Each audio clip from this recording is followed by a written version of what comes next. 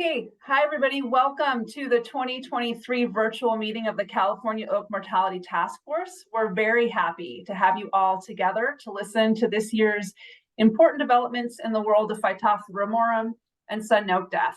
As I mentioned, this meeting is being recorded, so those who can't join us live can still see what we're talking about. I'm Janice Alexander from the University of California Cooperative Extension in Marin County. I'm one of the hosts for today. Joining me as the moderator for the meeting is Chris Lee, the chair of the California Oak Mortality Task Force and with CAL FIRE. And helping on the technical in the background is Bonnie Nielsen, also from UCCE Marin. We have about 7 great speakers this morning. We do have 7, and they're all great, so there's no almost. As they give their presentations, you're invited to submit any comments and questions in the chat. Chris will be the moderator, keeping everyone on time and introducing each speaker. I will be helping gather the questions from the chat and getting them over to Chris and the speakers so they can answer those when they are done with their presentations. We're trying to keep everybody on time so that we can finish this meeting up by 12 p.m. Pacific. And with that, I will hand this over to Chris to get us started. All right. Thanks and welcome everybody. First of all, before we start with our first talk, I just wanted to say thanks to Janice and Bonnie for facilitating this meeting, and thank you, massive thank you as always to Susan Frankel, who really came up with the meeting and with the agenda and program for the meeting. Much appreciated. We're going to start off this morning with Wallace Robinson, who works for UC Cooperative Extension in Humboldt and Del Norte counties, and she and Yana Valikovic there work on sudden oak death and other forest health issues. Wallace is going to update us on the status of Phytophthora ramorum in Del Norte County, the very northwest corner of California, and the various strains of the pathogen that are there and that Wallace and Yana are finding. So Wallace, anytime you are ready, please take it away. Okay, hello. So Yana and I are doing this talk together, and I believe that she's running a little bit late, but I'm hoping that she will show up in time to do her part on this, and if not, then we'll make it work. Okay. So let me see if I've got this shared. Okay, can everyone see my screen? Yep, looks good. Okay, great. So as Chris said, Yana and I will be presenting on the good, the bad, and the ugly news about the EU1 and NA1 strains of Phytophthora ramorum in Del Norte County. And hopefully things will, okay, great. So before we dive into the specific area of interest today, we're going to situate ourselves in the larger region of Northern California and Southern Oregon coast, which you can see on this inset map. That's where we are. And as you can see from this map, sod is present in pockets of forest along the coast from Port Orford up in Oregon through Del Norte County and down into Humboldt County. To the best of my knowledge, there are 3 different strains of Phytophthora ramorum in various areas in Oregon, with multiple strains present in Port Orford, in the Port Orford infestation, as well as in the generally infested area between Brookings and Gold Beach. Additionally, there is a fairly new NA2 infestation around the Humbug Mountain area just south of Port Orford. And this is really different from California, which is mostly infested with the NA1 strain. However, this is not entirely true because in Del Norte County, we now have 2 strains of Phytophthora ramorum, the EU1 strain in northern Del Norte County and the NA1 strain slightly south. And this is the area that we're going to focus in today. And just for reference, our northernmost infestation is about 15 miles away from the Oregon border, and our southernmost infestation is about 30 miles away from the northernmost NA1 infestation in Humboldt County, which you can see right here at the bottom of this map. So with that, I will hopefully hand it off to Yana to provide some background on sod in Del Norte County. Yana, are you here? I am here. Woohoo! Good morning, everyone. So just to, if you go back one more just for a second, Wallace, just to set context, we're going to be dialing into those EU1 and NA1 just north of Crescent City and trying to give some context. I don't know how many of you have been following our very challenging situation we've been addressing here in this community. This was the last area kind of in the coastal belt from Oregon all the way down to Monterey that had been disease-free. And so our situation changed substantially starting in 2019, and you can go to the next slide now, Wallace. And so what we've got to share with you is a bit about the story of what we've been tackling with between the detection of the European strain on the north and then the detection of the North American strain to the south. And so our story goes as a part of our SOD Blitz. We picked up the North American strain in 2019 and then sampled the heck out of this whole region for the next, I'm going to say, year and a half, with no ability to recreate, redetect, or find the pathogen. And then along comes 2020 when some of our colleagues in Oregon noticed something unusual along this roadway called North Bank Road, or now I can't remember the name of it. It's also a state highway. And so I went off searching for it. You could only see it from one direction. It was one dead tree. And sure enough, we found the North American strain, or the European strain. So next slide, please. And that kicked us into a whole lot of effort to try and do delimitation and address the issue. We were sort of late in the season, but we super enhanced our stream monitoring work. And at that point, felt like we had it pretty well contained to one small area, again, where that yellow star is. And we were able to pull, by luck, a collaborative team together that encompassed both landowners and Caltrans, because it's on the right of way along the road, and we did as much as we could do quickly, and delimited it and put our arms around it and did a treatment there. And then since then, we've had, of course, intensive continued ground-based surveys, as well as enhanced stream monitoring, and so it's been dogging us a little bit, and it kind of was simmering for quite a while. And then this year, the whole equation changes. So our treatment area is in that red. And so this is the year that we finally find fuzzy margins. And our effort was really focused in, especially on the south end. You can see the darker purple representing this year's results, and we were working hard with the team to try and figure out how to address this, moving into new landowners, new lander considerations, and more challenges there. So next slide. So just for context, just to put it in the vegetation type, we are close to the ocean. We're in the redwood belt, which has a fair amount of tan oak, as well as some other evergreen hardwoods. Bay is only common really in the riparian zones. And then you'll see sort of a discoloration. If you look to the upper right, it's a little bit redder in color, and we mix into serpentine soils, and we get changes in vegetation and communities as you go uphill and to the east. Going to the south, you hit Humboldt or Jedediah Smith Redwood State Park, and just exquisite old growth and kind of continuous habitat in every direction. Okay, so just as kind of a quick note, this area where we found the fuzzy margins was actually just the very, very tail end of 2022. And so this year we've seen, instead of just fuzzy margins, we've seen actual expansion of the EU1 strain. And we particularly saw notable spread of the EU1 strain along Hudson Pillar Creek this year, which is this area just to the north of our treatment area.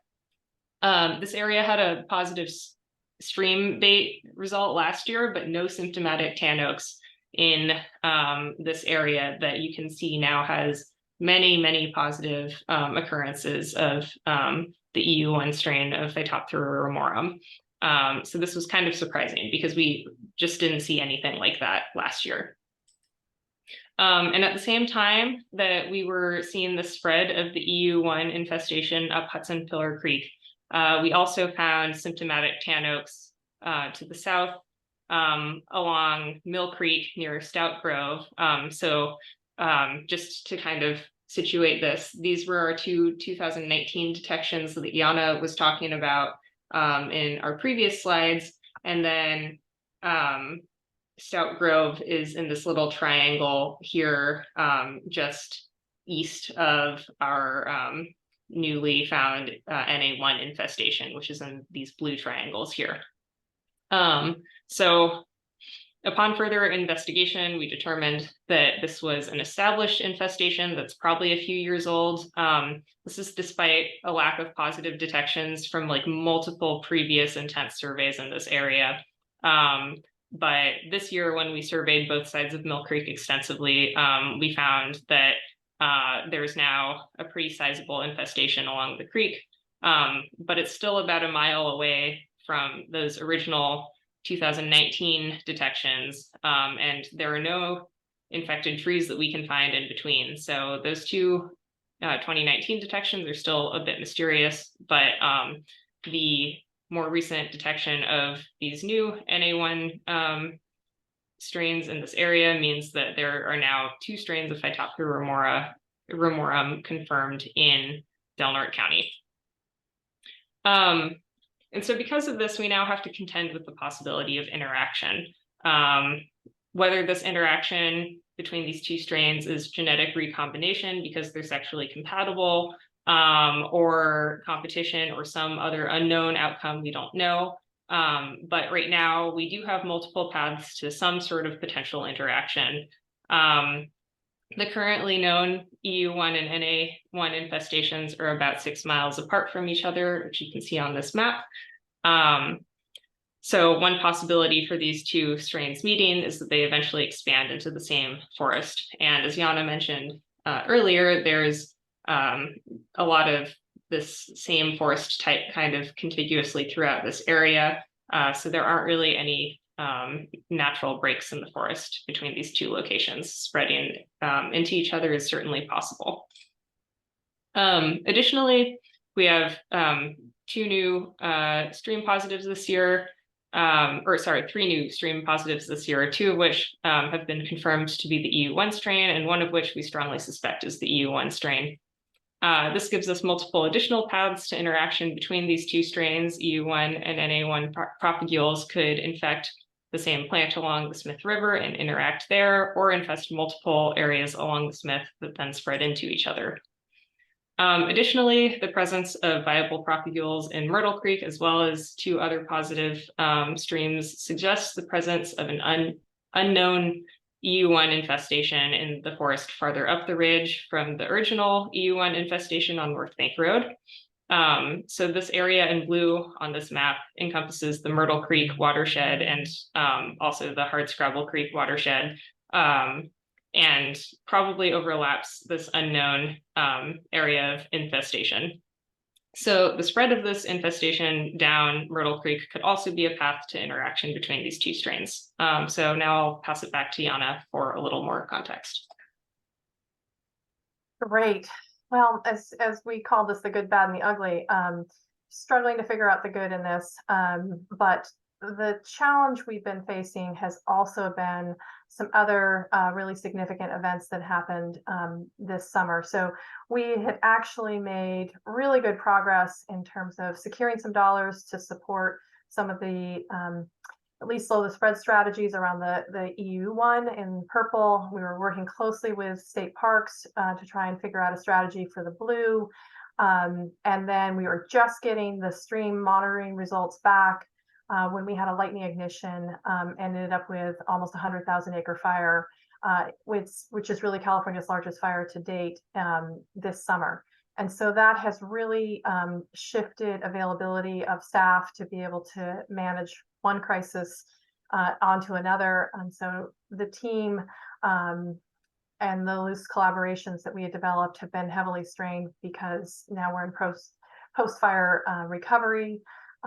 This area was without power for almost an entire month. And so it's just really been another challenge as we've moved forward. So next slide, Wallace. What do we do? And how do we address this challenge? I'll just say that there really are no easy answers. The good news is that we've got a good collaborative team that is in good conversation with each other. Is inoculum reduction even worth trying to address? It looks to me that there's a common origin somewhere up in the upper watersheds. Wallace, maybe you could circle where that EU1 block is. Like, now that we see it coming down Rowdy Creek, which goes to the north, we see it coming to the south down Myrtle Creek, which goes to the south. There's got to be this higher elevation origin associated with it. We haven't been able to get in the air to do any air detection. Tried hard again to work with our partners to see if we could get in the air. We haven't been able to do that. So, what's the playbook at this point? And, it's not because we didn't try. I'll just say at that framing. So, looking forward to a rich conversation today. And if anyone has some thought around how to address this, that would be terrific. There was a question in the chat about the origin of the European strain, and through genetic analysis, it does match what's in Oregon. And we're close-knit communities. These communities do travel to Oregon frequently for commercial purposes. There are bigger stores in Oregon than there are in this part of California, so that pathway is possible. I can't tell you about the origin of the North American strain, and I can't tell you why we couldn't see it and find it for so long, and then to see it really come out quite aggressively this year. Great mysteries. I think that's probably what I've learned humbly in my career working with sudden oak death for over 20 years now, is that just when you think you figure it out, it morphs and shifts on you.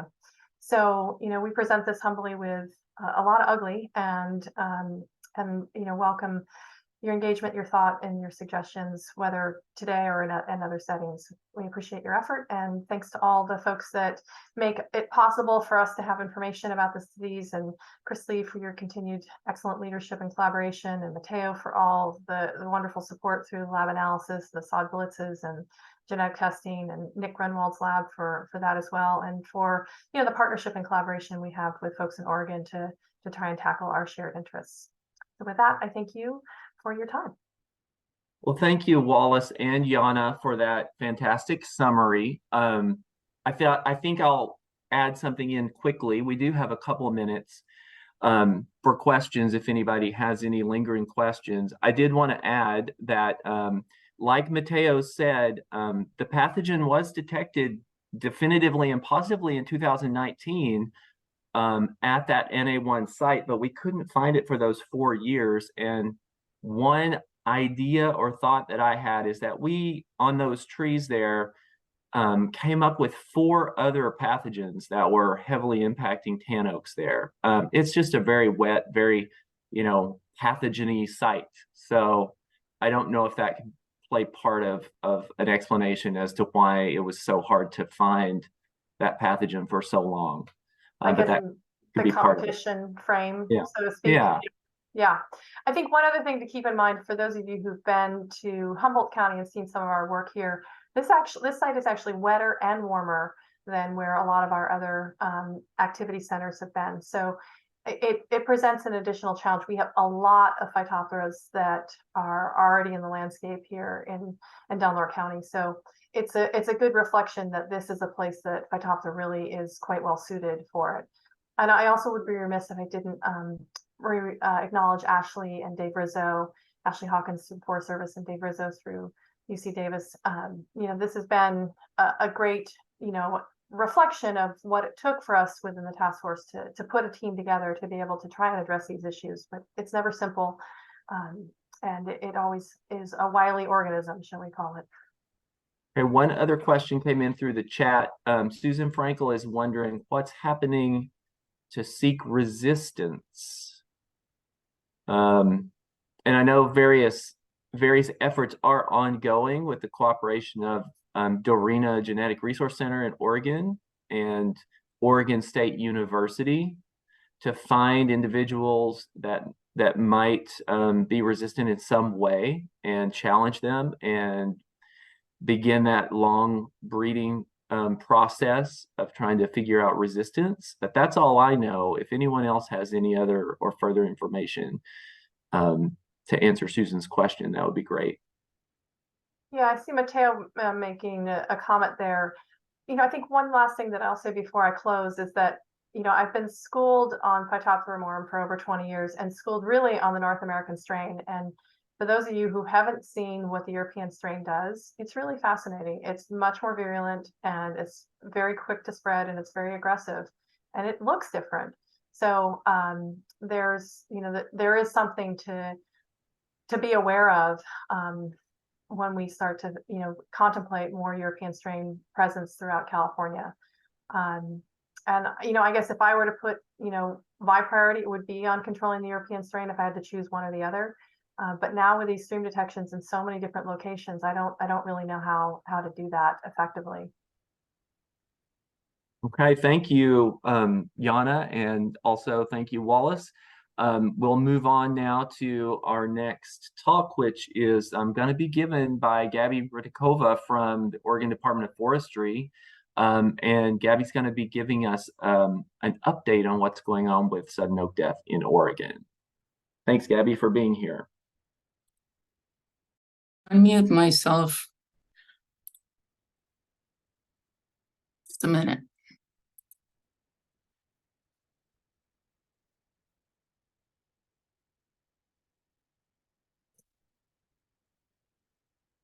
Great. Thank you so much for having me.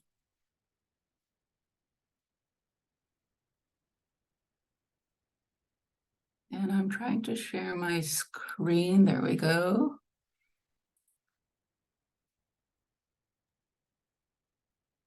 Yep, there it is. Oh, goody. Now let me put it in presenters mode.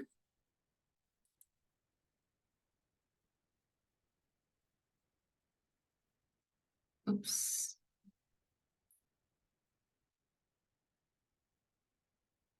Can you see it? Yes, we sure can.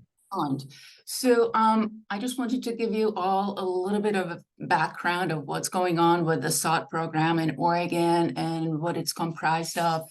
It is comprised of 5 entities working cooperatively to treat and slow the spread of the disease. And here you can see a slew of agencies and people that collaborate and contribute to these efforts. They include Oregon Department of Forestry, USDA Forest Service, Oregon State University, including Extension, Oregon Department of Ag, and Bureau of Land Management. We also work with the Oregon SOT Task Force and the Association of Oregon Counties.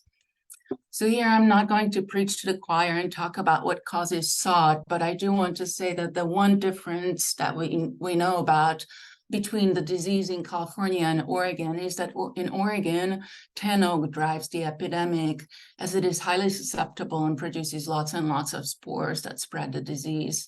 The disease readily kills tan oak and causes cankers on the main stem. Pyramorum Phytophthora has a broad host range of over 170 plant species, which includes several plants native to Oregon's forest, but these plants only become infected when growing near infected tan oaks. So here's our program. The Slow the Spread program has 5 main components as outlined on the slide. The first stage includes surveying and detecting the disease. Most of our original discoveries of sudden oak death were by aerial surveys followed by ground verifications. The program now relies on multiple survey methods to detect new infestation that includes aerial survey, ground-based transect, stream monitoring, and utilizing orthoimagery to detect declining tan oak trees. Ground-based detection surveys covers about 600 acres of forests, and these surveys we do all year round. Aerial surveys cover at least 700,000 acres of forests, and they're conducted from fixed-wing aircraft and a helicopter. These take place 4 times per year, with the main surveys occurring in July and in October. This year it's going to be November, when current year tan oak mortality is most visible. Then we do stream baiting, which is done in high-risk streams within and also outside the SOT quarantine areas. The stream baits are generally collected at 2-week intervals for a minimum of 8 months, and we begin in late April or early May. High-resolution orthoimagery provides staff with a reference set of imagery to monitor spread of sudden oak death over time in 10 oak stands. The project covers approximately 540,000 acres, or it is about 844 square miles. Delimitation and treatment are intended to eliminate the pathogen from infested sites. And here's a little bit about the disease treatment. Well, when a new infestation is detected, the site is treated by cutting, piling, and burning all host plants within a specified buffer, and we mostly focus on tan oaks and rhodies, but sometimes we also treat huckleberries and myrtle. That would be bay laurel. Eradication treatments are more effective when carried out promptly and with the largest treatment buffer possible. Early on, we defined a treatment buffer of 100 to 300 feet from infected trees. We moved to a standard 300-foot buffer partway through the effort, and finally we concluded that 600-foot buffers are much more effective at containing the disease. On most sites, we use herbicides. We inject it to tan oaks before cutting to prevent stump sprouting. The treatment is expensive, and the cost can reach between $5,000 and $10,000 an acre. Now, through the current Slow to Spread program, more than 8,000 acres have been treated, including some host removal ahead of the disease, and approximately 25% of these acres are on federal land. While there are some program impediments, of course, we have learned that eradication treatments can eliminate the disease from a site and stop the spread if infestations are detected early and treatments are completed promptly and at a proper scale. But this does not always happen, and it's because it's due to funding or landowner permissions, difficult landowners that we have to deal with, and competing high priority sites lacking contractor availability. Lately, we've had a lot of issues with contractor availability. So I wanted to highlight the multiple introductions of SOT to Oregon and the expansion of the disease. So the disease in Oregon was discovered, as you all know, in 2001, but was most likely introduced to Oregon in 1998 through infected nursery stock from California. And that year, through the authority of the Oregon Department of Agriculture, a sudden oak death quarantine was established. And you can see on the map, the quarantine zone is delineated by yellow and black dash boundary right around here. After the first detection, a second introduction of NA1 strain was found in Cape Sebastian in 2010. Then in 2012, the program designated a generally infested area where no treatment is required. The disease within this area is too widespread to control, and the GIA, that would be the generally infested area, is delineated by this red and black dash boundary around here. In 2013, a new and more aggressive strain of the pathogen, which you have also EU1, was discovered, and this prompted the expansion of the quarantine zone in 2015. And I have another slide with a map showing the quarantine expansion and establishment of GIA. Over the years, the disease has been spreading, and in 2019, ODF decided to prioritize all EU1 infestations within the quarantine for treatment on private and state lands. The federal agencies, Forest Service and BLM, continue to treat the disease on their ownership. In 2020, once again, newly infected sites were detected using orthoimagery since aerial detection surveys were put on hold due to COVID. And as a result, the generally infested area was expanded for the 6th time. A new strain of Phytophthora ramorum NA2 was detected in April of 2021.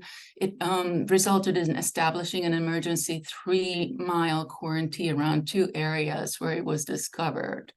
So Rogue River right here, and in Port Orford, as you can see up north here.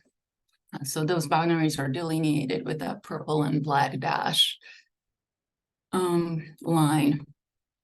And the last new detection was confirmed by lab analysis in early spring of 2023 after a sod forester sampled suspect tan oaks in December of 2022.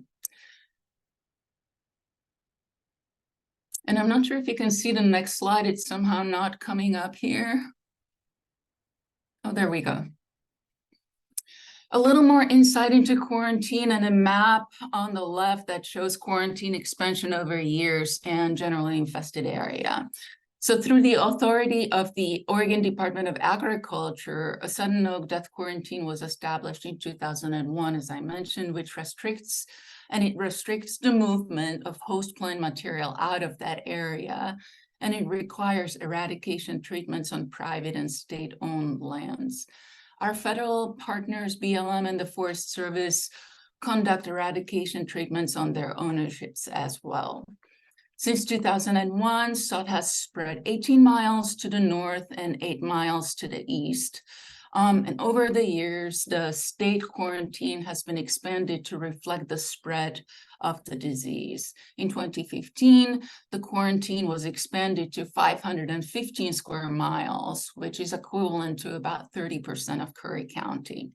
So basically, one more thing that I wanted to point out is what started as an eradication effort in 2001 shifted to the current slow the spread effort in 2010, realizing that we cannot really eradicate the disease completely from the landscape. Oops, and one more. I wanted to shift focus on the 2 most recent detections. In April of 2021, an OSU researcher driving from Brookings to Corvallis noticed red and dying tan oaks on Highway 101 near Port Orford. And it was just right up there in Port Orford. Here is one of the images. Here's one of the trees that she noticed from the road. She took some samples from those 2 trees, and those samples taken from the sites were confirmed at the OSU Forest Pathology Lab as Phytophthora ramorum. Further lab testing at OSU showed the pathogen strain to be NA2. We know that this is the first time it has been identified in trees. NA2 has been identified in trees in the wild, and it is believed to be a new introduction into Oregon's forests. As a result, ODA established an emergency 3-mile quarantine I showed you earlier. Since the Port Orford detection, Oregon Department of Forestry and Forest Service focus on ground, stream, and aerial surveys. Treatments are continuously ongoing in the Port Orford area. And in the next slide, I will provide some concrete numbers. Thus far, more than 300 samples were positive for Phytophthora ramorum. OSU continues to analyze the sample, and ODA sent the initial samples taken from the 2 tan oaks that were found to APHIS for final confirmation. In the meantime, we work closely with OSU Extension, and Norma has been actively working with landowners and volunteers, providing opportunities for citizen science projects and holding workshops annually. And here's an aerial survey of a Port Orford infestation right near the transfer station. In Port Orford, Oregon Department of Forestry sod crews have worked on obtaining permissions from landowners. Mind you, we've dealt with more than 150 landowners in this particular area. And they have been also taking samples within a 1-mile radius of the 2 Highway 101 infected trees. ODF, Forest Service, and OSU staff continue to survey around the Port Orford infestation. A tentative 600-foot treatment buffer has been placed around the confirmed positive trees with 540 acres untreated. ODF has 28 acres under active treatment within the proposed treatment area, and the crew completed treatment of 346 acres, which is up from 141 acres a year ago in November in 2022. In December of last year, a sod forester found dead 10 oaks outside the Port Orford emergency quarantine in the Humbug State Park. Multiple trees were sampled and sent to OSU for Phytophthora ramorum confirmation. Further analysis by OSU, ODA, and APHIS provided official confirmation of Phytophthora ramorum from the samples. And lineage testing that was done at OSU came back as NA1 and EO1. Hey, Gabby, just to let you know, about 2 more minutes. Okay, I'm about done. So there's one interesting thing. In 2022, we scanned the most recent high-resolution imagery and no 10 oak mortality was observed. Since 2022, December of 2022, 49 samples from the area have tested positive for P. ramorum. ODF and the Oregon Park and Recreation Department are working closely to complete treatments. Work has started on 137 acres of OPRD land and partially started on 88 acres of private lands. With these new detections since 2021, ODF is working together with Forest Service, ODA, and OSU on determining the new quarantine boundaries. We will hold a task force meeting at the beginning of January where we'll discuss the quarantine expansion as well as the expansion of the generally infested areas. And lastly, this is my last slide. We know that sod has the potential to spread in Southwest Oregon through the range of 10 oaks. The distribution of the 10 oaks stretches into Coos, Douglas, and Josephine counties. And thus far, we kept the disease in Curry County. Based on the disease on the 10 oak distribution, the yellow color on the map on the left denotes a high risk level, and the red is a very high risk level. And on the last note, what are our plans for the rest of the year? We continue to focus on treatment in the Port Orford and Humbug areas. In 2023, we flew the annual fixed wing survey on July 10th. We also flew 2 helicopter surveys this year. One in May, where we identified 25 new individual dead and dying 10 oaks. And the second heli survey was flown at the end of July after the fixed wing survey took place. And in the next couple of weeks, we are gearing up for the last helicopter survey of the year. All trees identified from the air that we see from the air are tracked by ground surveys, and we sample them all. And just 2 more things, sod foresters started scanning high resolution imagery for 2023 to identify dead 10 oaks. And lastly, we deployed 63 stream baits inside and outside the sod quarantine. And we have been monitoring them. We'll probably pull them at the end of this month, given how much rain we've been getting. And I will take any questions, or if you want to, if I run out of time, I'll be happy to answer them via chat. Thank you so much, Gabby. I do think that we're going to need to move on. There is one question in the chat for you right now. If you are able to get to that question, that would be appreciated. Okay. But let's move on at this point to Krista Jennings and Dave Rizzo from UC Davis, who have been coordinating stream survey in California for Phytophthora ramorum since the very early 2000s. So I look forward to hearing that update for this year. Thank you for being here too. Hi, good morning, everyone. My name is Krista Jennings. I'm the coordinator, as Mr. Lee said, for this stream monitoring program. Let me share my screen.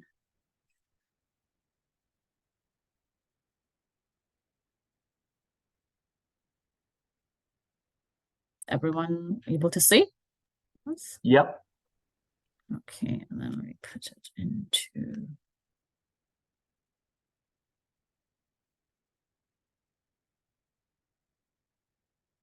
Is that okay? Yes? Looks great. Okay. Right, so I would like to begin by providing like a brief background of the program and our role. As most of you are aware, the stream monitoring program tracks the presence of Phytophthora ramorum, the causal agent for sudden oak death, in waterways and the rivers throughout northern and central California. And as most of you all are also aware, the field sampling is conducted by a lot of collaborators. Firstly, the University of California Cooperative Extension personnel, and multiple collaborator groups such as CAL FIRE, Hooper, and Yurok Tribal Forestry, the Karuk Department of Natural Resources, and the Meotal Restoration Council. Now, prior to the commencement of the activity, as you know, takes place every year, the RISO lab, we would reach out to each point of contact for each county, make inquiries into how much streams they would like to survey, and then we coordinate the schedule for monitoring. Now, once that has been established, we then provide like all the necessary materials, well, except for the UCC, which is UCC, they would do bait bags. So we provide bait bags, rhododendron leaves, media, we cover the shipping costs, etc. And that will happen during and prior to the survey in the months of January to May. And for each month of the streaming program, 4 out of the 5 collaborators would send their baited leaves back to the RISO lab for processing. And what we would do is we could conduct culturing using like selective media. And then if Phytophthora ramorum is present, we would identify it based on morphological characterization and then confirm the identity via Sanger sequencing. All right, move on to the results for this year. So this year, 63 streams were baited, the bulk of which were conducted by the University of California Cooperative Extension and their collaborators. So they baited 41 streams in total. The rest was baited by Yurok and the Hooper Tribal Forestry, who had like 6 streams apiece. And then CAL FIRE baited streams in the San Luis Obispo counties and the Monterey counties, and they baited in total. So out of those 63 streams, 11 streams were positive this year. 7 of those were found in Del Norte County, 2 were found in Monterey, and 1 stream each being positive in Humboldt and the San Luis Obispo counties, respectively. So out of those 11 streams, 6 were newly positive for the first time, 5 being located in Del Norte County and 1 in Humboldt County. And of course, you all heard all about all that from Wallace and her team earlier on. In this slide, I included a graph and a list of those streams which were provided to me by Wallace and her team at the University of California Cooperative Extension. And it's just to give you, the map is just to give you an idea of where the streams are located and the potential path of the organism, which was already spoken about in the beginning. And so with that being said, I don't know if Professor Rizzo would like to comment, but the key takeaways are that we baited 63 streams this year. 11 were positive, 6 were newly positive, 5 were in Del Norte County, and 1 in Humboldt County. And that's the end of my presentation, and I'll open the floor for questions. Thanks, Krista. Any questions for Krista about stream monitoring?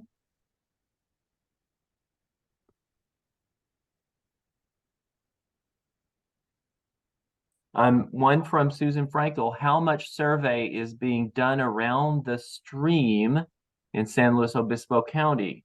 And I'm not sure if that's a question that you want to answer, Krista, or if there's anyone else on the meeting today that can answer that question, like Kim Corella, for example.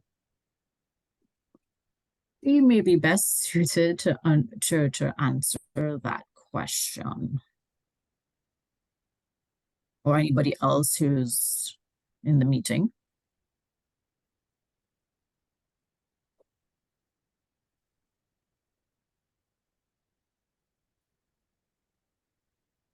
I do know that definitely surveying is happening, ground surveying around there. And Mateo says that they are going to talk about San Luis Obispo results a little bit.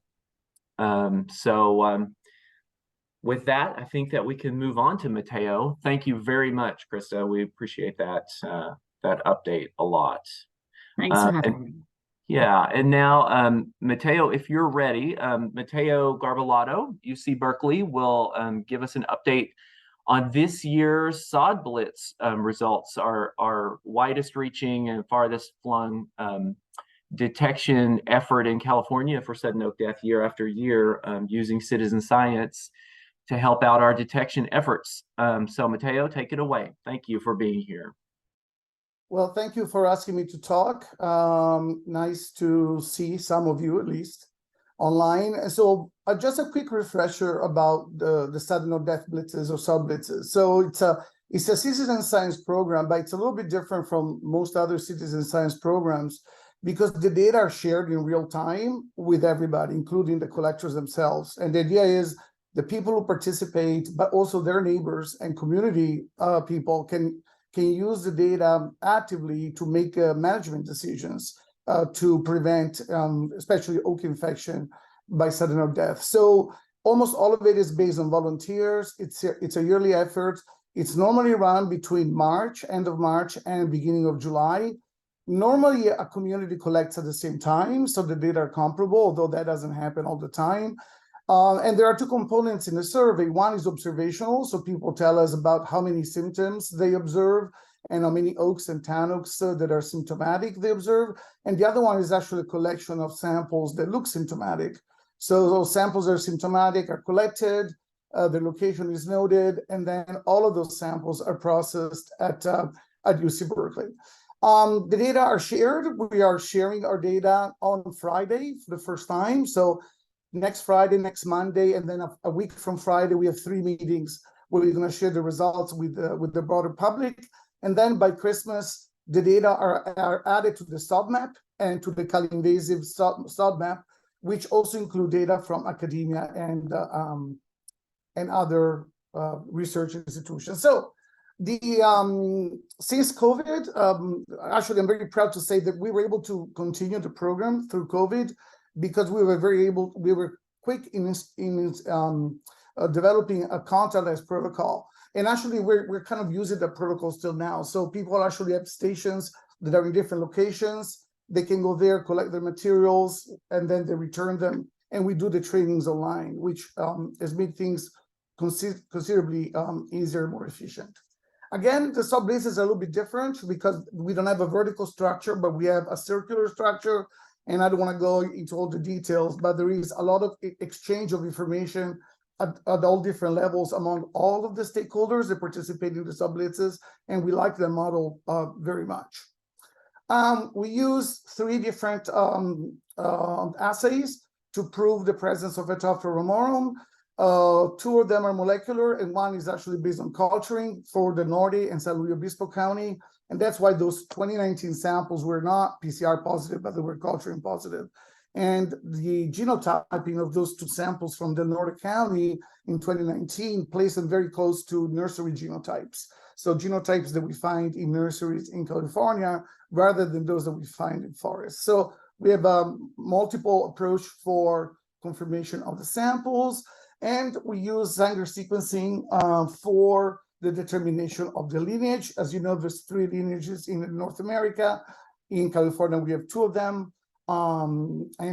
Each positive sample gets sequenced to determine which lineage it belongs to. And so let's get to the results for this year. So first of all, this year was a weird year because The rainfall was not evenly spaced out throughout the season, but we had some rain at the beginning and then we had rain at the end.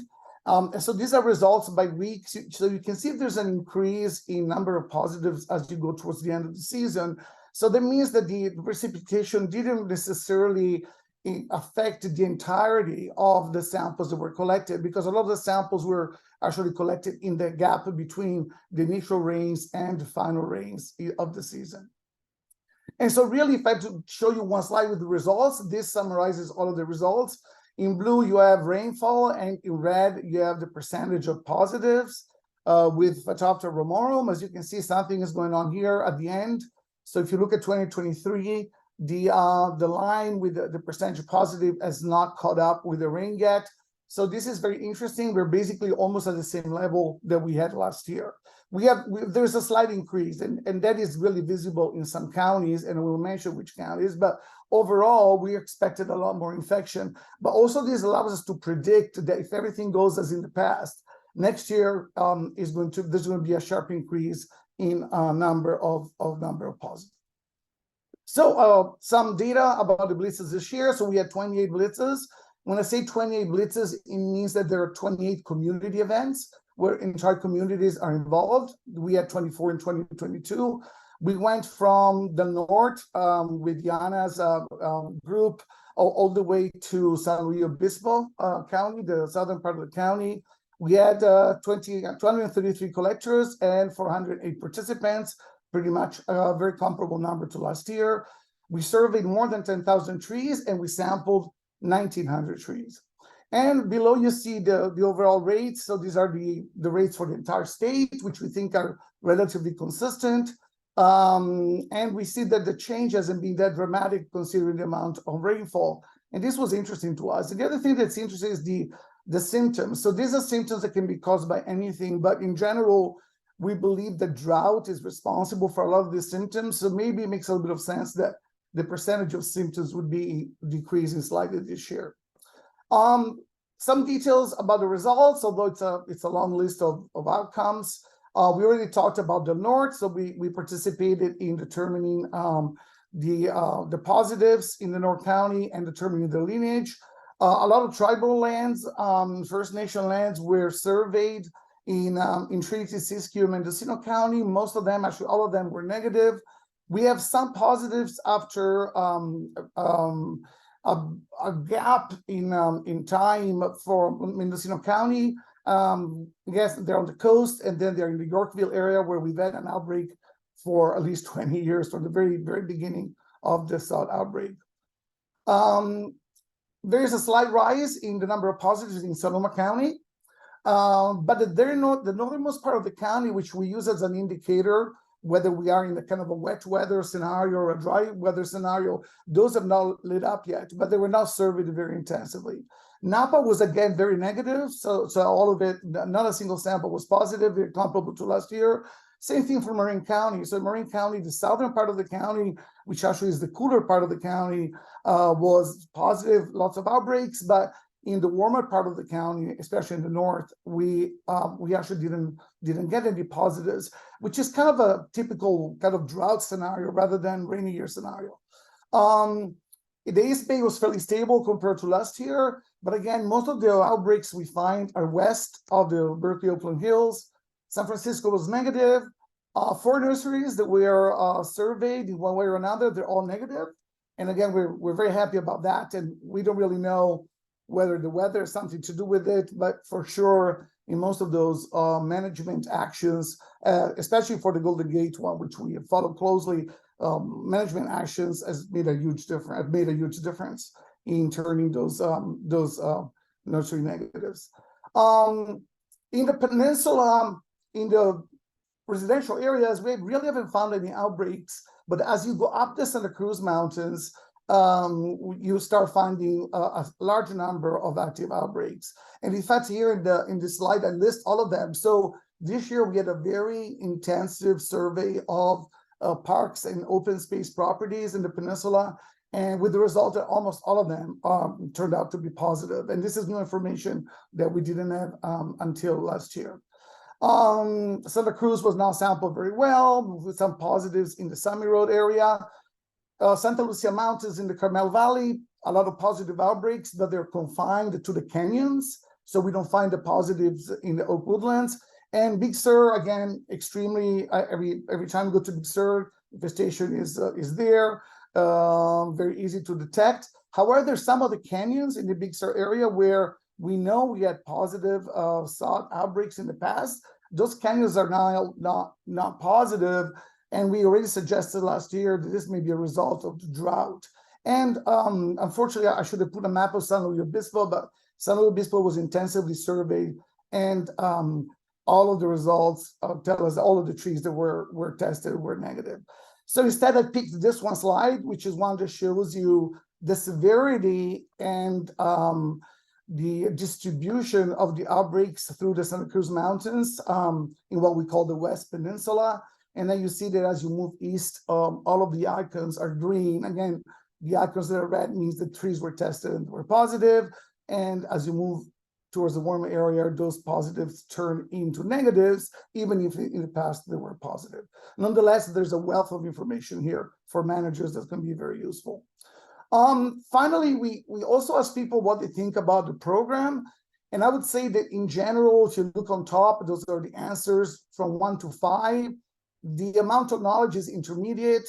That's the first result through time, not a lot of change. People really like the program, so 5 is the top rating. We got 4.4. And then, are you likely to take action? I guess there is not a lot of change there, so things are pretty stable. One big change from this year, we had a little bit less participation of kind of the old guard. So people that have been coming for more than 5 years, that percentage has gone down a little bit, but we have at least 15%, 16% of people that are multiple, that have come to multiple blitzes. And we do think that that percentage is really key to success. Finally, we're also very interested in seeing whether the blitzes lead to response. And so every year we have a survey which anybody can take. It's online at southwest.org. And these are the responses that we had this year. They give you an idea of how many people participate in the blitzes, how much management are they engaged in. And so about 7,000 trees were part of management, a variety of things from hopefully mostly bear removal, sometimes just limiting any tree work in the summer, early fall. The management covered about 715 acres, and that is a success rate estimated by the owners in time, and the cost per tree. So they tell us how much they spend, and this is kind of the average cost per tree. So it's not trivial how much money is being spent on sudden oak death. And with this, I wanted to let you know that the Department of Energy is showcasing our research and the sod blitzes. So we're really proud that there's a long documentary that was launched this week by the Department of Energy, and there's 2 shorter documentaries on this website, one of them mostly dedicated to the sod blitzes, and a very successful citizen science program that we believe has really made a difference. And with this, I'm open to questions. Thanks, Matteo. We do have a minute or two for questions. If anybody can get a question typed in really quickly. I had one that came to mind, which is, I know that your lab has been engaged in trying to work with certified arborists to treat true oaks that are infected with the pathogen. And I'm wondering if participation in that program has been up in the recent years, or how is that going? Yeah, it hasn't. So the program is available. We haven't really got a lot of participation yet. And I think because really we haven't had a lot of oak infections lately, new oak infections. So we are telling people, though, based on that curve that I've shown with a rainfall and percentage of positives, that if we have another wet year, which is very likely, we expect infections to go up. And so we are telling people that are in areas that are already experiencing outbreaks that this may be a good year to treat. But that recommendation will be limited because there's not a lot of residential areas that had outbreaks this year. So we'll be really focused on a relatively small number of landowners. But those who have positives this year, we're telling them, you should think about doing something. And mostly we're suggesting bear removal, and then for high value trees, we are suggesting false treatment. Okay. Got it. Thank you so much, Mateo. Appreciate that very much. And we will now move on to Oh, you know, this. I Yeah, should, go ahead. yeah, well, let's think that. So today, I think the Sublets page is already online, and you can actually look at the maps. I didn't have time to show all the results, but the maps are always very fun and interesting to look at. So they're sublets.org, and then you're welcome to come to the meetings. They're listed on the website. And when are those again? So the first one is on Friday, Santa Rosa. The second one is next Monday in Woodside, and then a week from Friday, there's going to be a webinar online that's gonna be offered. So yes, go ahead and look at the maps, and also for those of you who are working on SOD, please do send us your data for the SOD map, because we're ready to upload the new data. So Yana, I think you have a lot more information on EU1 than the one that comes from the blitzes. So maybe you can share that for the SOD map. And also other people that have data, including the stream results. So we also upload stream results. And so we would really appreciate getting stream results for the past few years. I don't think we received them in a few years. So please do send them for the SOD map. And remember, we also have the Cal invasives map, which is extremely much easier to use than the SOD map, because you can actually parse the data by site, and it's simple to look at. Thank you very much. Okay, great. Thanks, Mateo. And thanks to all of our presenters who gave us updates on what's happening with Phytophthora ramorum in California and Oregon this past year. Now we're going to move into the second part of the meeting, and we're going to hear 3 researchers give us some updates on what they've been working on. The first one is Alex Martin, a graduate student at Sonoma State University. And Alex is going to talk about the effects of sudden oak death and wildfire on tree community composition in mixed evergreen forest. Alex, thanks for being here today. Take it away whenever you're ready. Hi, thanks. Share my screen. Can you all see it pretty well? Looking good. Great. Yeah, so thanks a lot. As Chris said, my name is Alex Martin, and I'm going to be talking about the master's research that I am currently in the middle of right now. So unfortunately, I'm not going to have like a lot of great results to share, but I'm just going to go over kind of the research that I'm working on, and hopefully I'll be able to share some good results soon. But yeah, so the talk that what I'm going to be talking about today is specifically, I know Chris said wildfire, and there's an aspect of that, but I won't be talking about that. I'm going to be talking about the effects of sudden oak death, specifically on species composition and sort of mixed evergreen forests. So yeah, about 10 years ago, I worked as a disease and insect technician on several studies related to sudden oak death, and it's always held some level of fascination for me. So when I got to grad school, thinking about what an ideal project might be, I thought something that I really wanted to know is like how Phytophthora ramorum is changing forests kind of over the long term. You know, it's been established here for a while, and we should be seeing some effects on forest composition. So my broad question coming in, the question I kind of wanted to answer was, how is Phytophthora ramorum changing our forests? Obviously, this is a really big, unfocused goal for a master's thesis, but it helped me set some research goals, which were, I wanted to study the long-term effects of Phytophthora ramorum infection level on mixed evergreen forests. So I'm really interested in long-term research. And I wanted to specifically look at the effects of different infection levels on mixed evergreen vegetation specifically. There's been a lot of research focused on redwood and tan oak forests for a really good reason, because tan oak is the most vulnerable species, but I was also really interested in these kind of mixed evergreen forests that are ubiquitous in coastal Northern California. I also wanted to investigate the relationship between local environmental variability and changes in forest composition. And this was because I was hoping that I might be able to determine some factors that could assist land managers, foresters, arborists, and other, land stewards in identifying stands that are at highest risk of disease-driven change so that they can make the most informed management decisions possible. So obviously this is a crowd that is pretty informed about the Phytophthora morum pathosystem, but just to lay a bit of the groundwork, while P. ramorum is a generalist pathogen in infected California coastal ecosystems, its effect, and southwestern Oregon, its effects on hosts varies widely depending on host species. By far out here, the most important reproductive host in these forests is California bay laurel.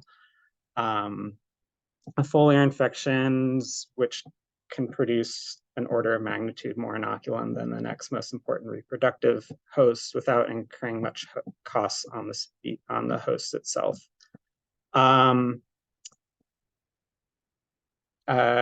Those on the other hand, we have oak trees and tan oak trees, which are susceptible to potentially lethal stem infections that are not reproductive. And this asymmetry between transmission and impacts seems to be driving directional compositional change, with the competent host bay laurel outcompeting susceptible oak species like coast live oak. And additionally, there's a lot of other tree species in these forests that aren't important or as important epidemiologically, but are likely affected by the competition dynamics between the species that are. And so we would expect to see forests move towards more bay laurel abundance and away from susceptible oak species abundance.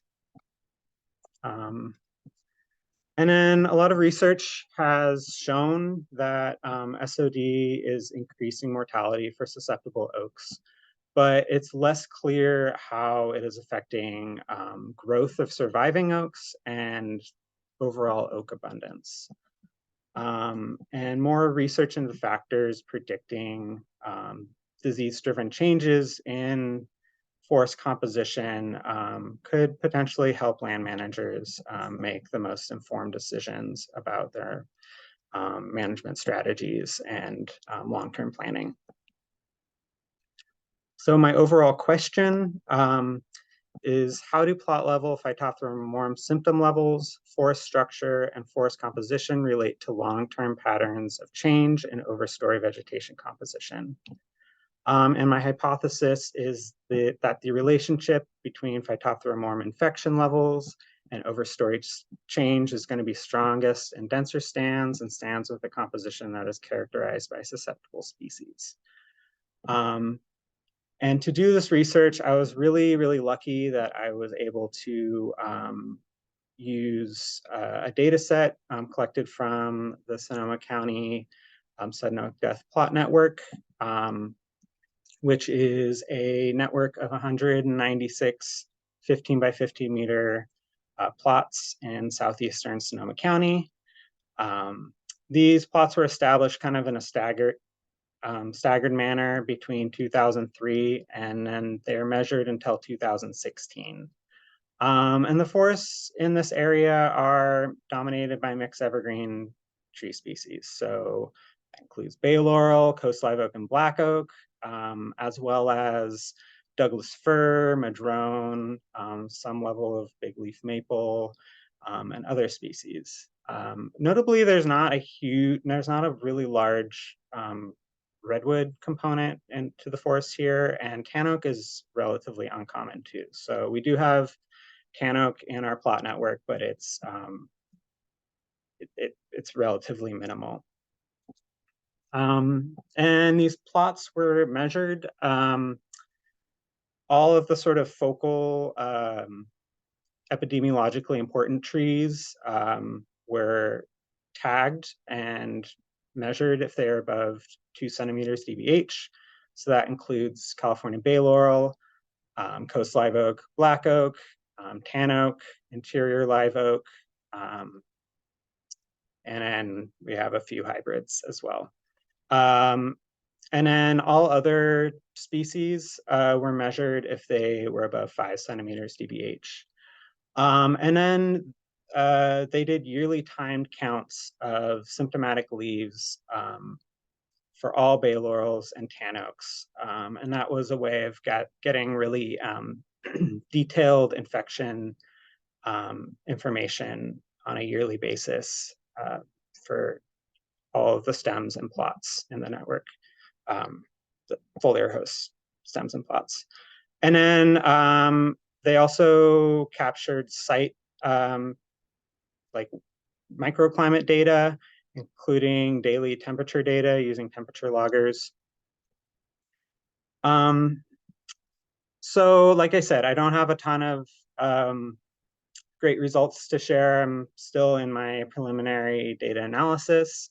However, I thought I would talk a little snippet of my data analysis to give a sense of how I'm planning to do my overall analysis. So I am analyzing growth rates over a 12-year period of the study, using slopes as kind of a dependent variable. I will be analyzing rate of change slopes for whole plots so I can look at the effect of plot level variables on communities of trees. But I can also use those rate of change slopes for individual stems to specifically look at growth rate over time. So that's that plot on the right of my slide is a bay laurel that over 12 years, it you can see how it grew, and that regression line is the rate of change slope that I have. And this is really handy because when we look at vegetation change within a whole plot, we can separate out what change is due to growth as opposed to mortality. And we can get a better sense of which dynamics are contributing to overall compositional change of that stand. And as you can see from that table here, we have 196 plots, we have nearly 3,000 stems of sort of tagged species, which is a really powerful set of data. About 2 more minutes, Alex, just to let you know. Okay, thank you. Looking at our overall stem level data, you can see that bay laurel actually has the second lowest growth rate of any of the 5 focal species in the plot network, which is really surprising because that is not what you would expect based on looking at overall changes in tree cover in the network. So by using the stem level data, we can gain insights into what is actually happening when we analyze larger compositional changes. And then I also have one other data set that I'm not going to talk a lot about, but I'm also looking at recruitment and seedling and saplings, asking how it affects the composition of seedlings and saplings in mixed evergreen forest. And that includes 60 quadrats that they collected presence and absence data of tree species below 5 centimeters in each quadrat between 2004 and 5 and 2011. So my next steps, I want to relate change for individual species to microclimate and past sod impacts using path analysis to identify proximate factors, and then also perform multivariate community analysis of change in vegetation between 2004 and 2016 using ordination and permanova. And that is it. I don't know if there's time for questions, but I'm happy to take them, and my email is on this slide. Thanks, Alex. We do indeed have time for questions.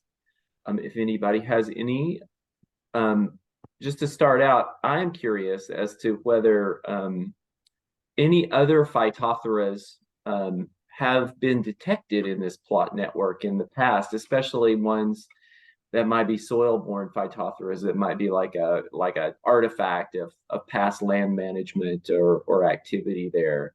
Just curious if there is anything like that or any other confounding things, on tree growth there that you know of? Yeah, so they collected a lot of data initially, and they did test each stem for Phytophthora presence, and we do have information on other Phytophthora that are present. I'm trying to remember if we have exact species data. I think the data is more like there was another species present, but we do have information for each stem if they found other Phytophthora. Yeah, I hope that answers your question. Yeah, that's great. Thanks. Any other questions for Alex? I know we're going at a brisk pace here today. We really appreciate that summary of your research, Alex, and good luck with the next steps. And we'll hope to hear more from you in the future. Thanks. Thank you so much. Okay, so as we move on here, we're going to hear from Tyler Bure, who many of us know from his work done at UC Davis over the past years. And I hear that now, and here it is on his slide, he's working with USDA, Agriculture Research Service, and I think in the Eastern US, if that's correct, Tyler. But anyway, hooray and congratulations. And we look forward to hearing what you have to say about probably many Phytophthora that we find out about during stream baiting. And we have the same dichotomy of remorum and non-remorum. Thanks, Chris. This is my second day on my new job, and I'm going to turn my screen off because I still don't have internet access yet, so I'm using my phone. But it's an absolute pleasure to be here, and I'm excited to talk about a paper that we just published this summer about a project that really dates back to the very beginning of my time at Davis more than a decade ago. And it's a project, the overall project, this is sort of a offshoot of it, is something that I think everyone's here is really familiar with. You guys heard about this project is ongoing, stream monitoring for P. remorum, using these floating rhododendron leaves deployed in streams. And this has been used as an early detection tool for P. remorum. And of course, when you're looking for one Phytophthora species, you will often encounter other Phytophthora species. And the point of this project is not to look for every Phytophthora under the sun, but for 3 years at the start of my PhD, with a lot of help from Heather Mell, who was working in the lab at the time, we did look for all these other Phytophthora. And made a concerted effort. So here you can see we just had access to a huge amount of, a huge range of coastal streams mostly. And you can see here, this map was made in 2015, so the P. remorum data is old. As you heard about, it's infested Delaware County since then. But all of this other species, non-remorum species, is quite novel. So here's the big list. Chris was right, lots of Phytophthora species. It's kind of the usual gang you might expect. And I won't spend any more time. We found one species of Nothophytophthora, which wasn't even genus that wasn't even described when we started the project. But because this is a really linear range of the coast, we could sort of break out all of those other Phytophthora species and look at just their presence by latitude here. And you can see we've got these 3 clade 3 species that are really common, especially in the northern range. P. numerosa, pluvialis, and Phytophthora pseudosyringae, and then also these clade 6 species that are seen as being, some of them at least, denizens of aquatic ecosystems. Maybe that is what they do, is they live in the water and decay plant material. Just before I leave this slide, just want to highlight, the project here is to look for an invasive species of Phytophthora in California, Phytophthora remorum, that causes sudden oak death. But we know now from collaborators' research that this species, Phytophthora multivora, I think we can consider this to be an invasive species in California. It's not native to the Northern Hemisphere. And although it did have a somewhat limited range, as you can see, kind of in the Central Coast more, this is a really, really common species in restoration outplantings. It's really common in agriculture in California, where we've been calling it Phytophthora citricola. Anyways, I can't give a presentation without talking about that particular species. So if we compare our list of Phytophthora species to other studies around the world, and really this deserves an entire study to hash this all out, but you can see it's that Phytophthora citricola species complex, if you take it as a whole, has infested the most waterways around the world. Then you have two of these ubiquitous clade 6 species, P. chlamydospora and Phytophthora gonopodides. One thing that I thought was really interesting, though, is that gonopodides, which I think of as being ubiquitous, was actually never isolated from any of the studies in the Southern Hemisphere. And then finally, that clade 3, those clade 3 species, their abundance, that's really a feature of Western North American stream baiting. If they exist anywhere else, and Barnaby, I saw you on the list, they're rare or emerging.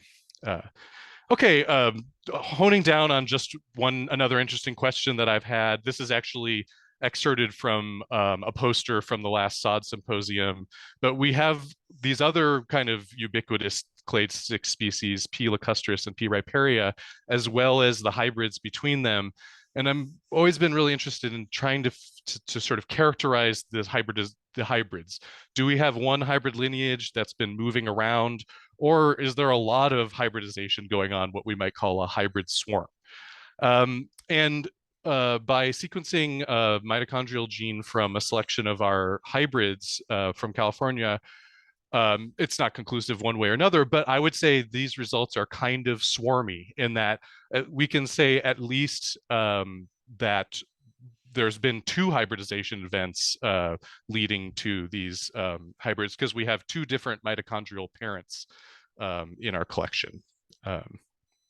So with my remaining time, I want to talk about 2 studies that used isolates from this project that were previously published. So this one was about Phytophthora cactorum. We gathered all these Phytophthora cactorum strains from the Rizzo lab collection and compared them against each other, as well as against other worldwide Phytophthora cactorums. And what we found is that the stream isolates from the northern, mostly from Del Norte County, were distinct phylogenetically. They were not the same P. cactorum that we were finding in other contexts and other places around California.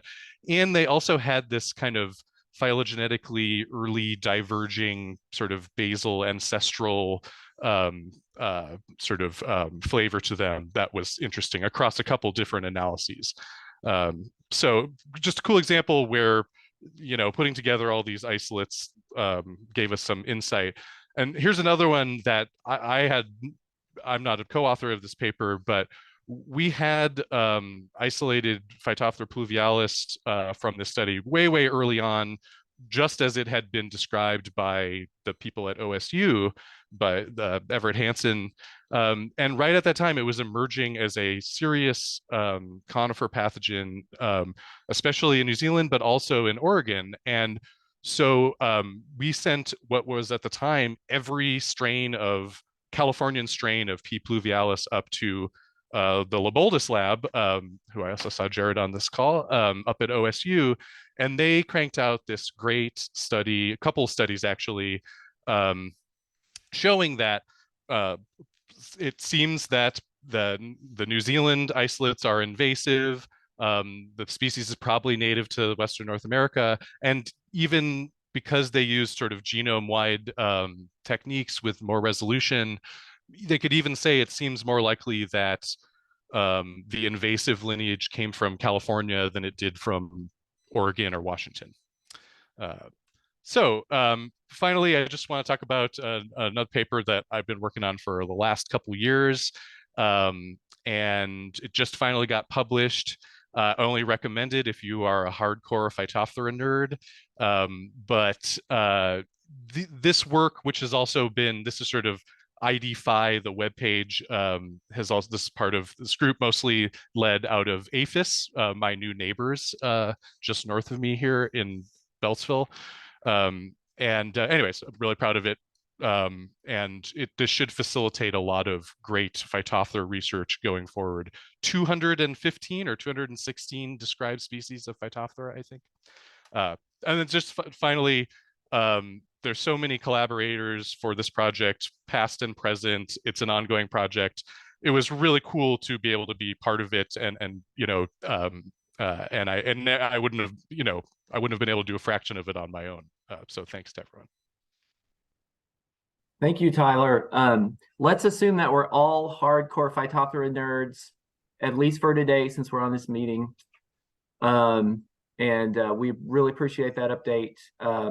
Lots of interesting research coming out of the information you folks are getting out of stream baiting. Does anybody have any questions, or at least a question for Tyler before we need to move on? It looks like Sebastian has a question. Sebastian Fajardo. He was wondering, what do you imagine is happening in the streams with so many species? More of a competition action between species, or each one having a unique niche? Well, that's such a great question, Sebastian. And originally my PhD was supposed to ask about interspecies competition between Phytophthora species. I think it's really hard to say. If you think about what we're baiting in this project, it's entire watersheds and all of the plants that are upstream of where we deployed that bait. So, how many Phytophthora species do you expect to find in any particular watershed? And so I think,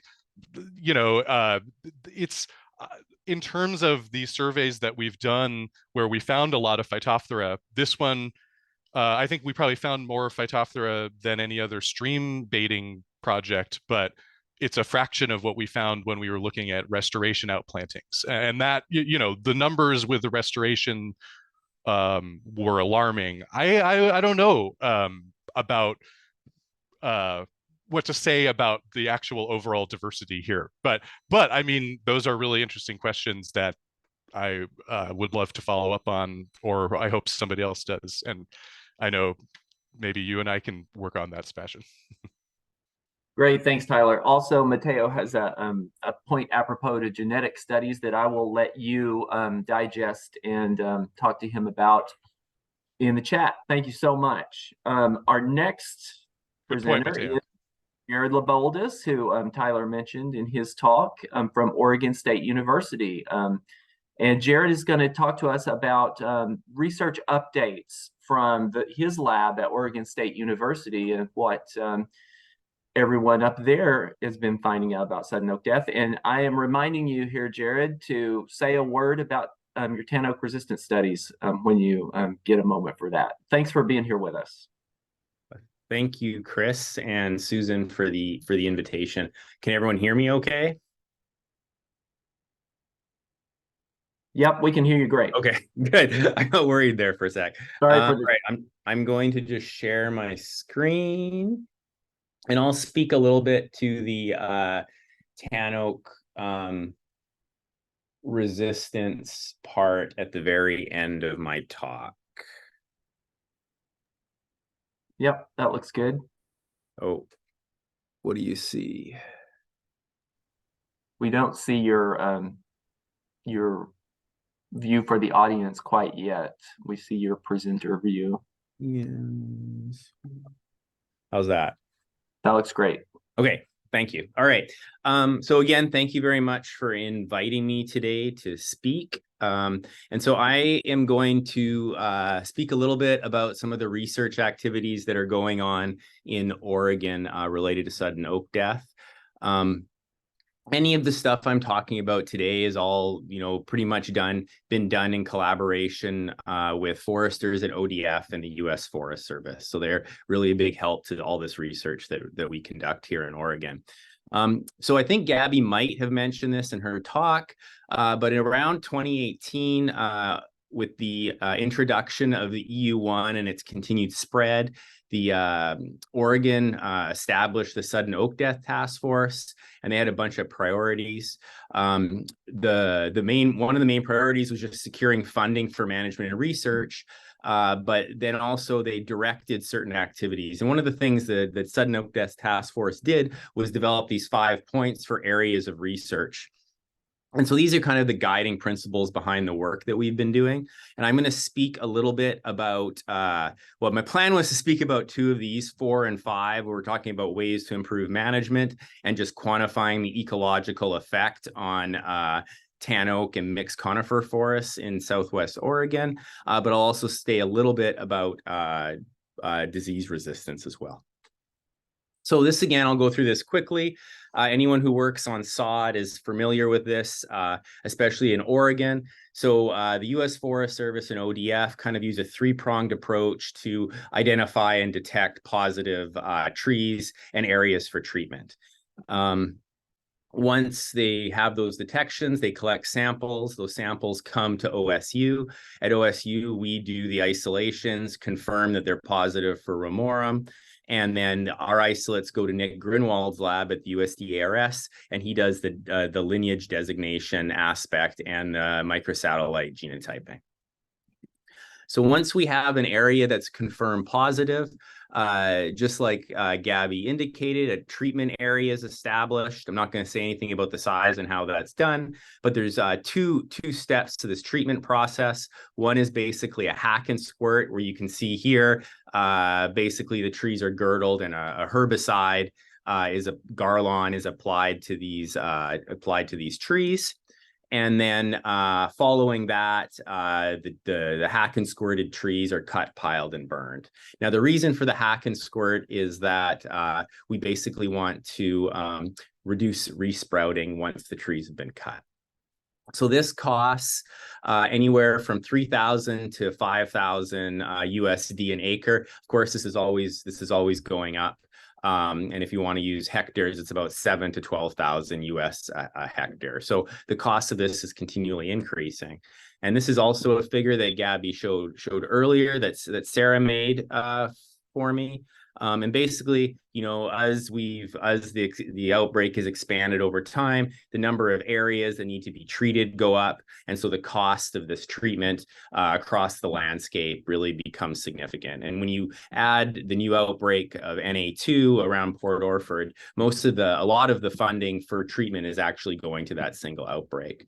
So one of the things we really wanted to do was develop a way to reduce the cost of potential treatments. And so I mentioned to you that we basically had this 2-step process, right? Identify the sites, conduct a hack and squirt, and then after the hack and squirt is done, cut and pile and burn the trees. So the expensive part of that process is the cut, pile, and burning of those trees. And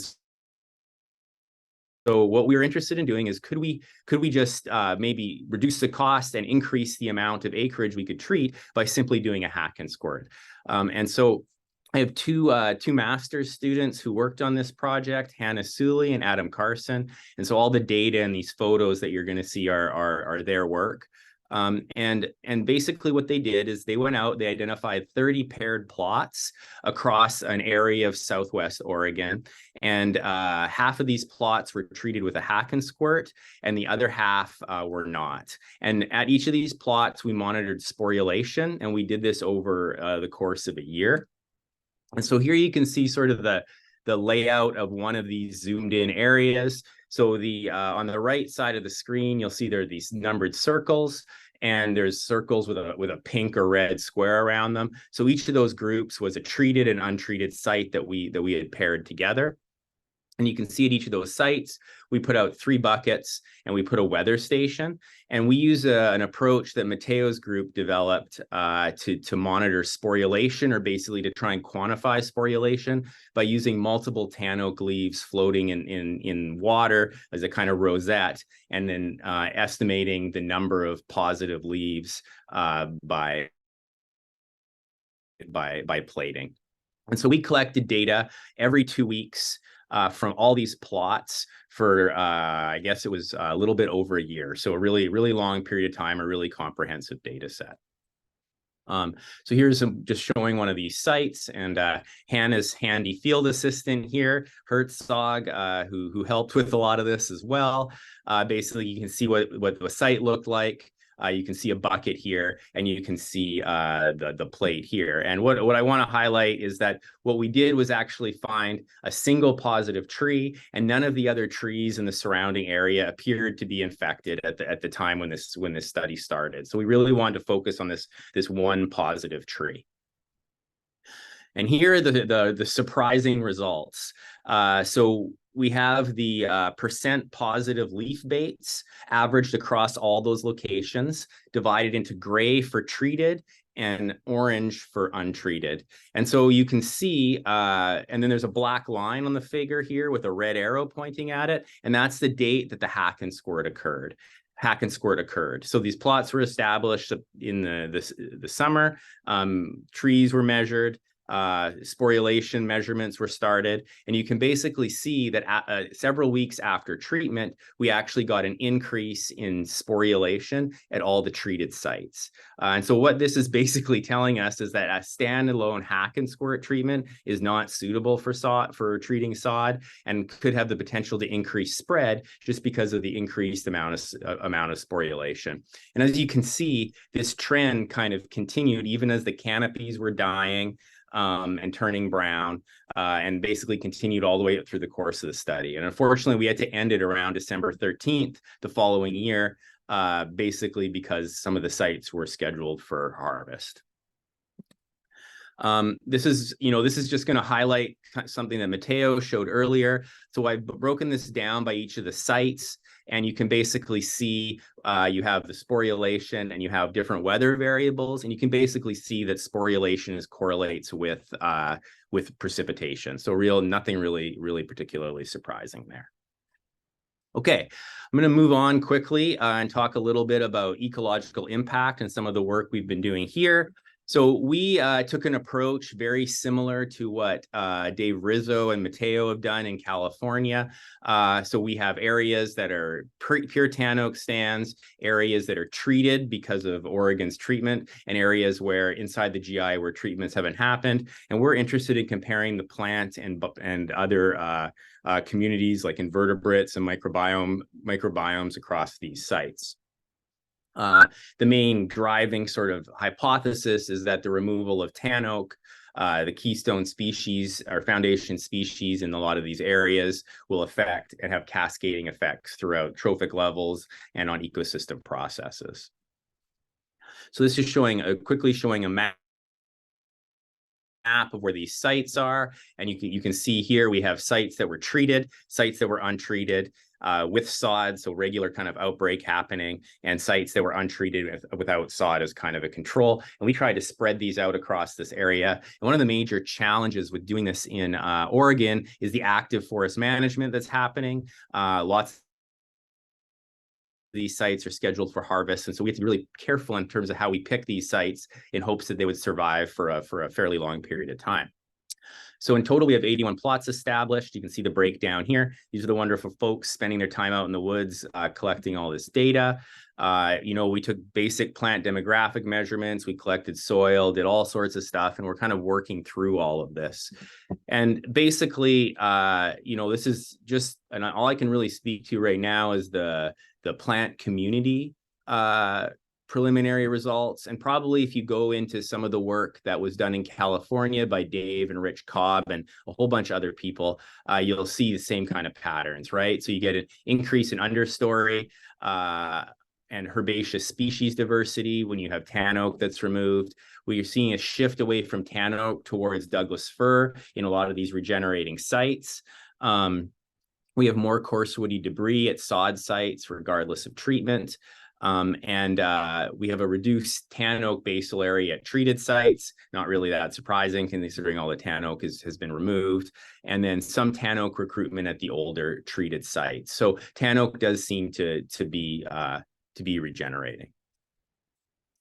Okay, so hopefully I've still got some time here to talk about a couple more things.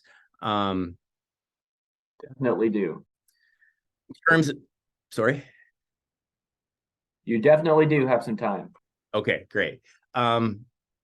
So in terms of disease resistance and genomic resources, so there was a question in the chat earlier about resistant tan oak and where these are coming from. And so we've been collaborating with Dorina, with Phil Cannon in California, and ODF, who have collected tan oak acorns from a bunch of different locations, and we've been screening those. So in total, we've screened probably about 10,000 trees. These are all just seedlings, and basically we find there's variation that exists in terms of susceptibility, and at some of the at the sites where the acorns have been collected from tan oak trees that were residual, in other words, the outbreak has gone through and killed most of the tan oak, but there's still some standing, those trees appear to be more resistant. So again, this is pretty consistent with a lot of the things done in California. One of the other things that we've been able to do in Oregon, because of the funding and resources available, is develop genomic resources for working with tan oak. So the idea here being, if we do find resistant trees, we can start to understand mechanisms and do kind of a marker assisted selection approach for identifying disease resistant trees. And so we've worked with the Joint Genome Institute. We collected a tree in Oregon along the Rogue River. We call it Rogue 1, sort of a tongue-in-cheek name for the tree. And basically what we've done here is done the sequencing with JGI. We have an assembled genome. It's been really well annotated. And that's about ready for public release. So they're going to put that up on the Phytosome webpage really shortly, I hope. And then we're going to begin a population level study. We've been collecting acorns from all over Oregon. I've been reaching out to people in California to develop potential collaborations there. And we're hoping to kind of do a population genomic study to try and understand what's going on and hopefully lead to identifying resistance and helping to speed up or develop these disease resistance breeding programs. The last couple of things I would like to talk about are just a snapshot of some of the ongoing projects that we're working on. And so these are all using that plot network that we've spent the last 2 or 3 years establishing in order to look at some of the potential cascading impacts of tan oak loss. So in one of these, you can see me climbing up in a tree there. So we're looking at the foliar microbiome in tan oak and surrounding plant communities, looking at the diversity and making comparisons there. Down here, we have a picture of Hannah and one of our field techs who have been looking at soil microbial and ectomycorrhizal diversity at treated and untreated sites to kind of get an idea of how the removal of tan oak might change this. I also have a student just started this summer looking at invertebrates and pollinators. So tan oak have a really big flower crop every year, and we're interested how the diversity of, the removal of tan oak from the landscape might affect the diversity of pollinators and other invertebrates. Finally, what we're hoping to move into a little bit more, we've been starting to collaborate with a couple wildlife ecologists here at OSU, and we're going to be looking at small mammal communities at these sites to look at potential impacts of the loss of the acorn crop on those communities. So, sorry, I jumped the extra slide ahead. So I wanted to make sure I got through all of that to give a good highlight of everything, and hopefully there's some time for questions. But I just want to again thank all the folks in my lab or our Phytophthora team who do a lot of the actual field work and lab work to help come up with these exciting exciting results. So thank you very much. Thank you, Jared. That's a lot of research work, summarized succinctly. A lot of stuff going on that you guys are doing. We appreciate the information. You do have a question in the chat. Actually, you have several questions from Yana, and I thought maybe, Yana, I might invite you to unmute, and you might ask Jared one or two questions that you want to focus on. Sure. Thank you very much, Jared. I would love to dial in a little bit more on the TANOC work. I think most importantly for me is to understand you're using Garlon, is that correct? And you're using that solo and not in combination? I would have to double check. So ODF did those treatments with their regular field crews. So however they do it, I was pretty sure it was Garlon. And I'm not remembering off the top of my head, but it's the typical hack and squirt that they use on TANOC. Right. So in California, we use different chemicals. And so it would be interesting just to map out sort of the process of decline and see where that lands in respect to the other chemicals that are used in California, to see if the trajectory would be the same. And I guess I'll just conclude by saying, do you have a sense of what you think might be happening and what is stimulating the sporulation? Yeah, so I guess to answer your first question, I didn't have a chance to show any of it, but we do have canopy health measurements throughout the whole course of the study. So we know when the canopy started to decline. And one of the issues too is that the hack and squirt wasn't really done at the ideal time, just because when the crews were available. It'd be a lot better to do it in the spring, and I think it would happen more quickly. But you know, it was about 2 months after the hack and squirt that really all the canopies were dead. You know, and I have a video where we lifted a drone up to look, and you can see these like a square in the forest of all the dead TANOC. And so it looks like it got most of them. I'll confirm with ODF what they're using for treatments, and we can talk about that more if you want to. Sorry, did I answer your second question? Mechanisms, really, which is why do you think it creates this period of stimulation that lasts for a long tail? If you did have full flash up, maybe it's the twigs that are engaged. Yeah, so I think what it could be, and I'm sure we could debate this because we don't know the answer, but I think what happens is you wonder if the herbicide is, you know, obviously killing the tree or having an impact on the tree along with the hack and squirt, and maybe as the tree's declining, Phytophthora is just able to colonize more of that tissue more quickly because there's less of a disease response. Resistance response from the host. That's sort of one idea that I have. We were thinking of trying to do some greenhouse and growth chamber experiments to try and tease it apart, but wanted to get this out there because there's definitely people in Oregon who are just treating with hack and squirt and not cutting and burning. So, yeah. Thanks, Yana and Jared. That's an important question, but there's another one in the chat too that I would like to get to from Mateo, which is also important, which is in your TANOCs that you're looking at as far as resistance goes. Do you think that you're seeing true resistance versus tolerance? And I don't know if some definition of terms needs to happen in order to really answer that question for all the people out there. Yeah, so people have different definitions of tolerance. So I would interpret how I define tolerance is if you have 2 trees with the same amount of disease and one tree is impacted more than the other, then that tree that has less of an impact would be considered, I would consider it to be more tolerant.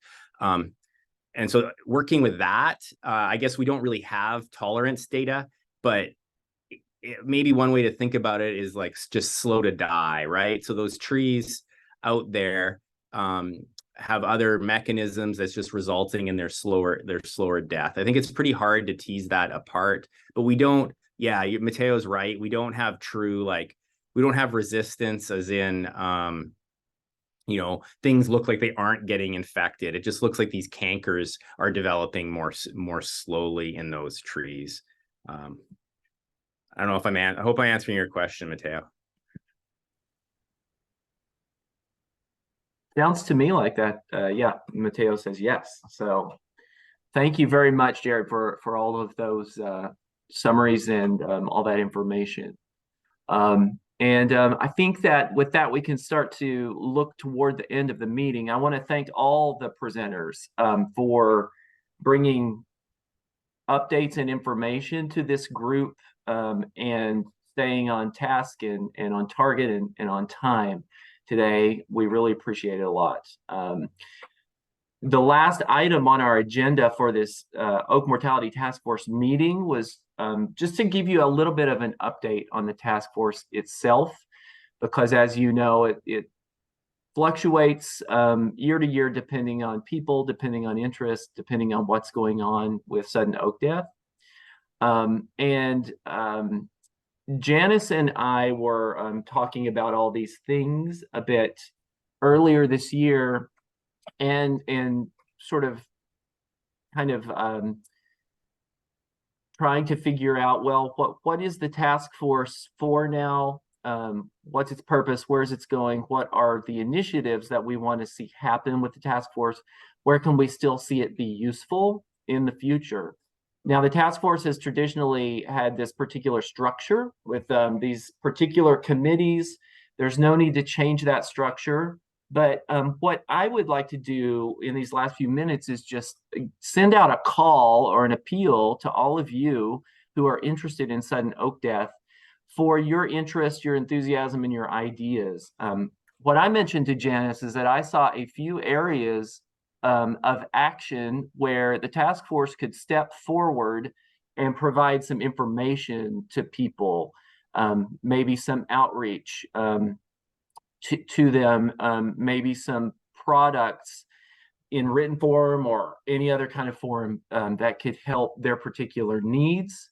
And I was thinking specifically at that time of a few user groups, a few targeted user groups, one of which is our tribal communities in California, who many of these tribal communities of which haven't seen sudden oak death on their ancestral territories yet, but some of which definitely have.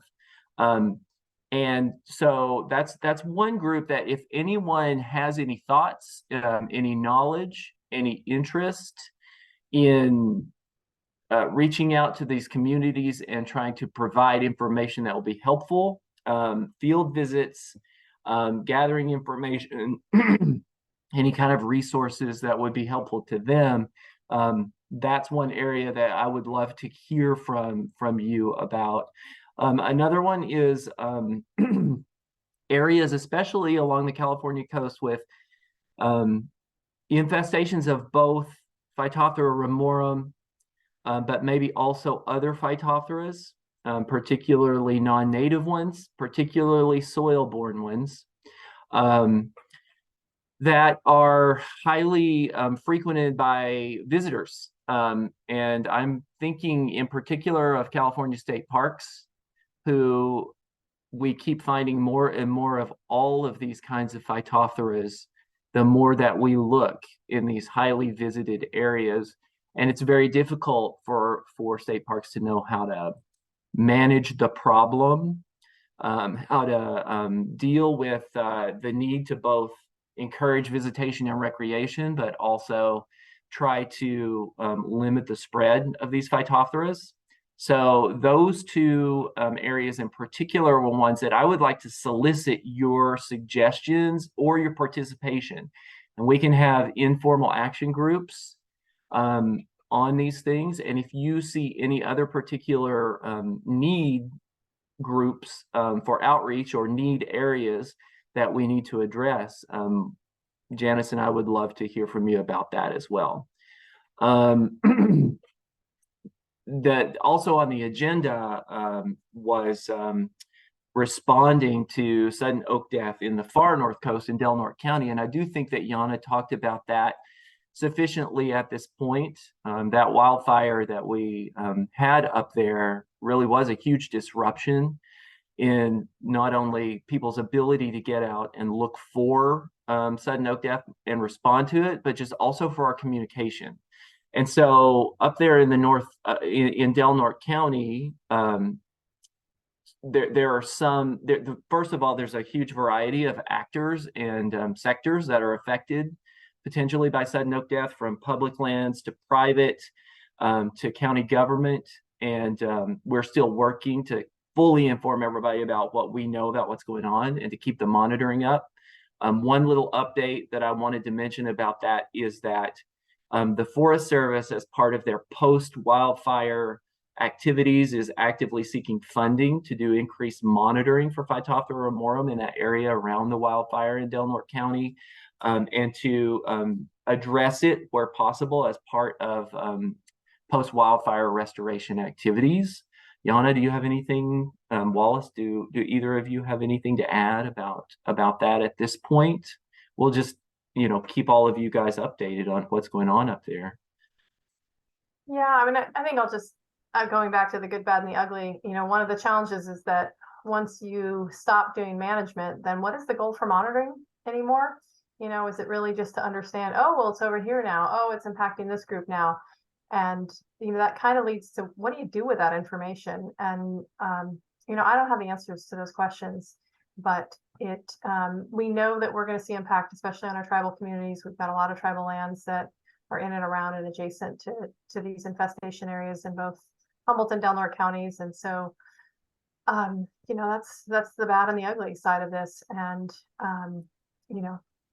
hard stuff. And it's been a pleasure to collaborate with so many of you who are on this call today. And, the same goes to the difficult challenges with working on state parks and, the bandwidth, the workforce, the initiative, and so many competing crises at the moment to try and navigate through. So, this great group of the Elk Mortality Task Force does excellent work in trying to assess and analyze. And, it's really the management community that I think struggles with trying to figure out, clear direction. And I appreciate Jared's work today just to say it's more complicated than you think. And, treatments might be cheaper to get on the ground. With herbicides, you can work more expeditiously, but it also creates another unintended consequence. And so, what do we do with that kind of information, and how do we handle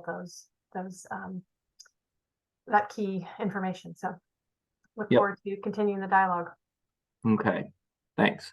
And as a last note, there will be some changes to task force communication over the next year. Susan Frankel, the editor of our newsletter, will be turning the reins over to me and Janice, and we will be slackening the pace of newsletters a little bit, but we'll let you know what the frequency will be as we go into next year. And I will turn it over to Janice now, who I think has some information about another meeting that we are going to be having tomorrow. Thanks, Janice.